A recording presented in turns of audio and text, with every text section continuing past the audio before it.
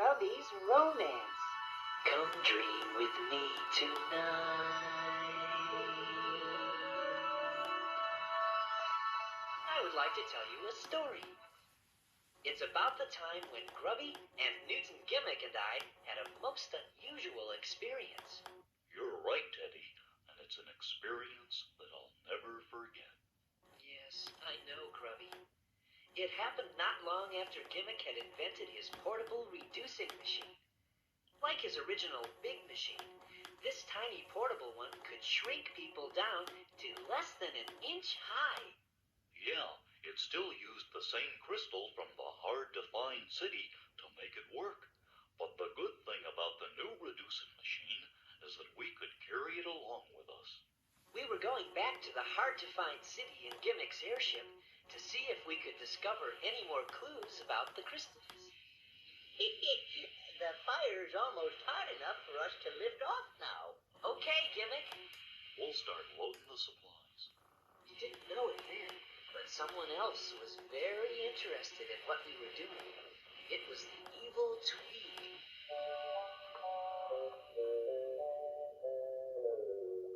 Hell be, they're gonna do something with that flying boat. So what? So what? What do you mean, so what? Ever since those other two showed up, Gimmick has been a real pain. Oh? Yeah, he used to be just an annoyance. Now he's a real menace. How is he a menace, Tweez? It's Tweeg! Tweeg! How many times I have to tell you my name is Tweeg? Now, why is that dumpy Gimmick of all the luck? And I don't have any luck. Why is he successful and I can't even pay the rent? Why do his inventions work and I can't even afford gunpowder for my cannon? If only I had gunpowder, I'd shoot him right out of the sky. You'd miss him like usual, Twig. LB, I've just about had enough of you, and I've just about had enough of Gimmick and his two cronies. Now I want you to just go down there and get rid of them. How, Tweeg? Well, I don't care how, just do it. I don't care how, just do it. Why is it always me that has to do the dirty work? I don't know why I put up with it. Oh, well, we better get the rest of the supplies on board. There's a wind coming up. Okie doke. I do everything. Take out the trash, do the dishes, do this, do that. I should get a different job. What's this? Reducing machine? Red button small, green button big. I wonder what happens when I push this red button. Here goes.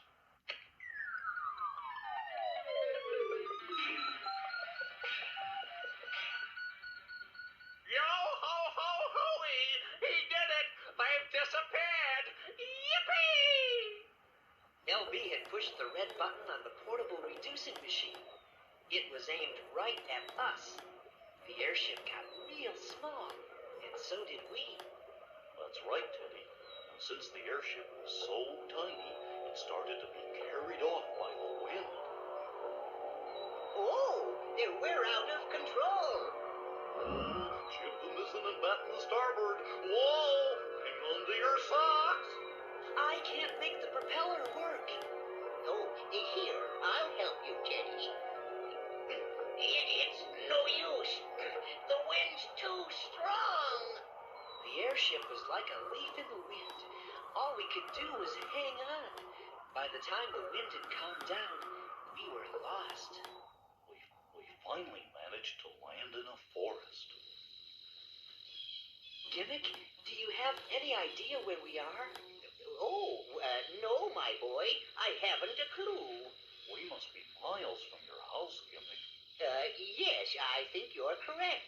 It was most unfortunate that... Dum-dum-dum-dum-dee-dee. Save the last dance for me. Oh, hello there. It was a snail, walking, sliding, moving along.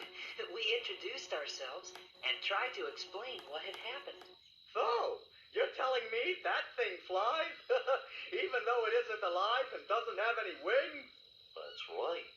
And you have to figure out a way to get back to your house, but you don't know where it is? Yes. That's exactly right. Well, do you think your house is any farther away than that big rock back there? Oh, yes. Lots farther than that. Well then, I don't think I can help you. I've never been beyond that big rock. Besides, I've got to go. I'm late. Do you think it would be all right if we walk along with you? Why not? It's a free forest. Dum-de-dum-dum, dum-de-dee-dee-dee, save the last dance for me. Where is it you're going? Oh, I'm going to the annual spring dance.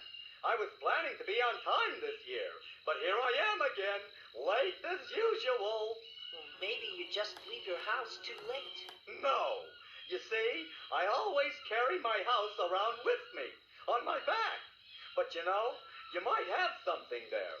Maybe the reason I don't know how long it takes to get to places from my house is because my house is never in the same place. Yes. I can appreciate that kind of logic. Dum-de-dum-dum, dum-de-dee-dee. Hey, I have an idea. Maybe the butterflies could tell you which way to go to get home. Really? The butterflies? Sure, the butterflies. They travel all over the place. Or maybe the bees. No, the bees are too difficult to deal with. You need to talk to the butterflies. Okay. Where are the butterflies? Well, I don't know. But they aren't here yet. Ugh. However, we have finally made it to the annual spring dance. Come on in. The dance was being held inside of a hollow tree. It looked like everyone in the forest was there. My goodness. Look at all these bugs. Hey, Teddy, it's too crowded. Why don't we just listen to the music for a while? Then we can go back to the airship.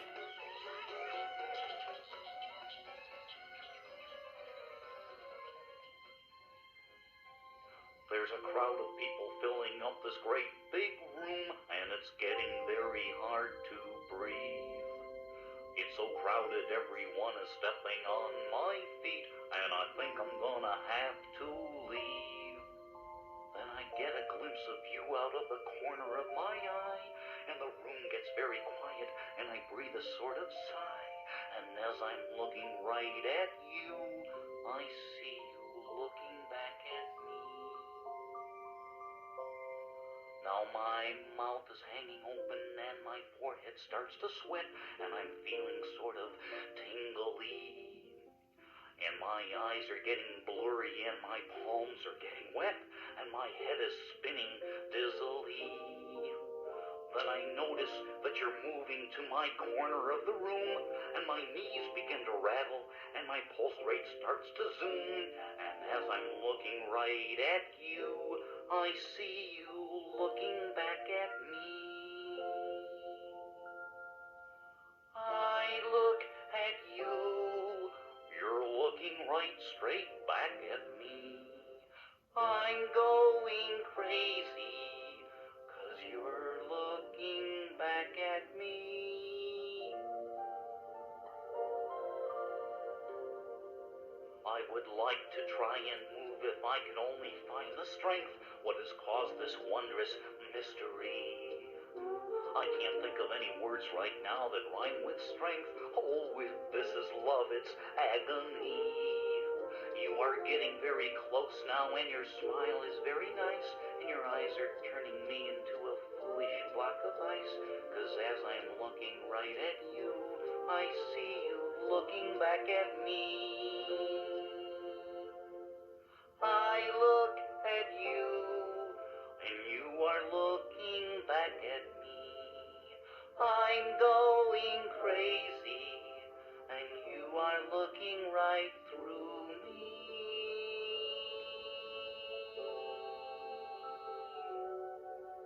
Oh, your voice is very gentle as you put your hand in mine. I have never felt like this before. Oh, your eyes are so romantic and your smile so divine. I'm floating 6 feet off the floor.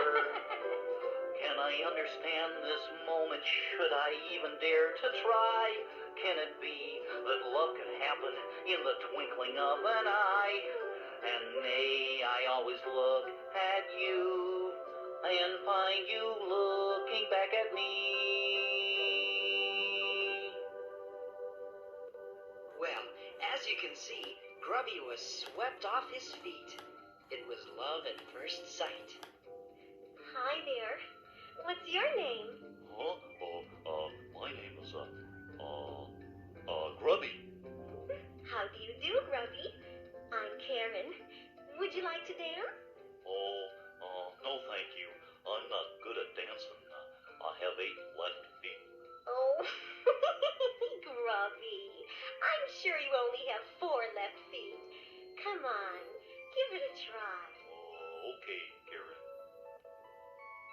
Karen and Grubby spent a lot of time together the next few days. Gimmick and I tried to figure out how to get back to Gimmick's house, but Grubby was only interested in Karen. Oh, your voice is very gentle as you put your hand in mine. I have never felt like this before. Oh, your eyes are so romantic, and your smile is so divine. I have never felt like this before. Can I understand this moment? Should I even dare to try? Can it be that love can happen in the twinkling of an eye? And may I always look at you and find you looking back at me. Looking back at me. Always looking right straight back at me.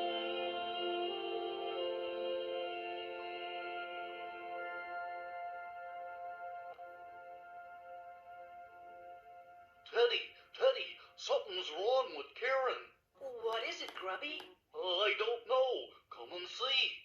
When we got there, Karen was building a kind of shell around herself. Karen, why are you doing that? I don't know. I only know I have to. Oh, but don't worry, Grubby. But, will I see you again, Karen? I hope so, Grubby. I hope so. Goodbye. Karen sealed up the shell. She was completely enclosed. Grubby stayed there for many days, waiting for something to happen. Gimmick and I tried to get Grubby to come back to the airship with us, but he wouldn't leave the shell which enclosed Karen. Then Gimmick remembered something. Teddy, I don't know why I didn't think of this before. I keep forgetting how tiny we are. Yeah, I guess I do too, but what does that... Well, if we were our normal size, how big do you think Karen would be? Oh, about an inch long. And she's fuzzy, right? So what kind of creature would you say she was? Oh, maybe a caterpillar. A caterpillar! And what did she build around herself? A cocoon! Let's go tell Grubby.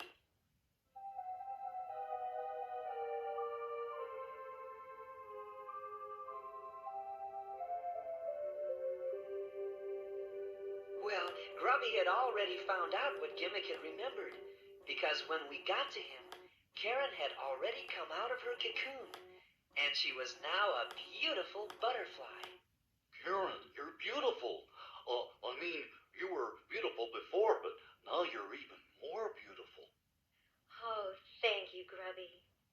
Did you know you were gonna turn into a butterfly? No, I didn't. Gosh. But I do remember the snail saying that maybe butterflies could help you get home. Yeah, that's right. Karen, would you do that for us? Of course, Grubby. Hey, that's great! Indeed. Let's get the airship ready. The tiny airship took off into a calm sky. Soon, Karen was joined by many other butterflies. Some of them had remembered being in Gimmick's Valley before, and so we headed home. The butterflies in springtime will lead us on our way.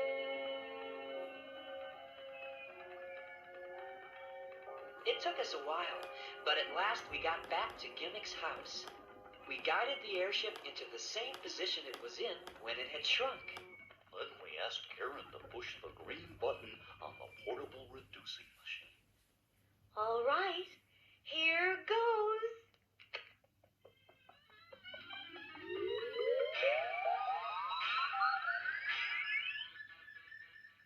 And so we were finally back to our normal size. We thanked Karen and the other butterflies. And I think that Grubby had a little lump in his throat. You're right, Teddy. And I also had a little tear in my eye. But I said goodbye to Karen anyway, because I knew that it had only been an accident that I was in her world for a while. And now she and the other butterflies had to fly off to fill the summer sky with beauty. Goodbye. Toodaloo! Goodbye!